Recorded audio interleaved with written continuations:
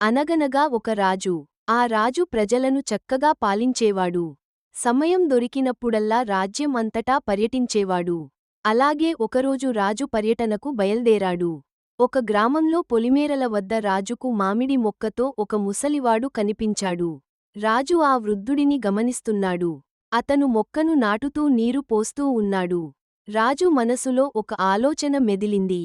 ఆ మొక్క ఎప్పుడు చెట్టవుతుంది, కాయలు కాస్తుంది, ఈ ముసలివాడు ఎప్పుడు దాన్ని తింటాడు? రాజుకు నవ్వు కూడా వచ్చింది.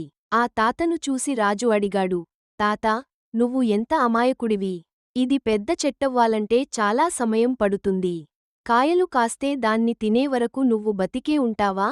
రాజు మాటలు విని ముసలివాడు బోసి నోటితో నవ్వి, రాజా, నేను ఈ మొక్కను నాకోసం నాటడం లేదు.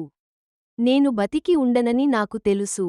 ఇది పెద్దై కాయలు కాస్తే నా కొడుకు తింటాడు, నా కూతురు తింటుంది, నా మనవాళ్లు తింటారు, వారి పిల్లలు తింటారు, జనాలు తింటారు. ఎప్పుడో మన తాతలు నాటిన మొక్కలే ఇప్పటికీ చెట్లై ఫలాలు ఇస్తున్నాయి. వాటినే మనం తింటున్నాం కదా. ఏ పని మనకోసం మాత్రమే చేయకూడదు, రేపటి కోసం కూడా చేయాలి. ఎవరికోసం వారు ఆలోచించకపోతే ఈ లోకం ఇంత దూరం వచ్చేదా, ఇంత అభివృద్ధి ఉండేదా అని చెప్పాడు. తాత చెప్పిన మాటలు రాజుకు చాలా నచ్చాయి. తాత మనసు ఎంతో మంచిది అని అనుకుని రాజు తాతకు 25 బంగారు నాణేలును బహుకరించాడు. తాత ముఖం ఆనందంతో వెలిగిపోయింది.